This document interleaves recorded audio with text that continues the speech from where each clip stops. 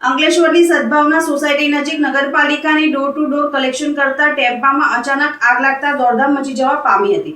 Fire બ્રિગેડે દોડી આવી આગ પર કાબુ મેળવ્યો હતો। અંકલેશ્વરની સદભાવના સોસાયટી વિસ્તારમાં આજે નગરપાલિકાની ડોર ટુ ડોર કચરો સંગ્રહ કરતા ટેમ્પામાં અચાનક આગ લાગી હતી। આગ લાગતા સ્થાનિકોમાં અફરાતફરીનો માહોલ સર્જાયો હતો।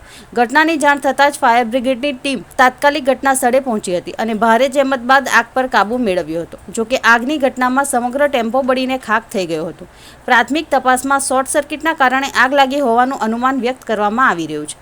સદનસીબે ઘટનામાં કોઈ જાનહાનિ કે ઈજાના સમાચાર નથી। આ નગરપાલિકાનું કચરાની ગાડી છે, એ ડ્રાઈવર લઈને આવ્યો, આગ લાગતા ડ્રાઈવર નાસી છૂટ્યો। એટલે ફાયર બ્રિગેડને ફોન કર્યો, ફાયર બ્રિગેડ આવે પહેલાં અમે અમારી રીતે પાણીને રેતી નાખી અને આ બધું ઓલવી નાખ્યું।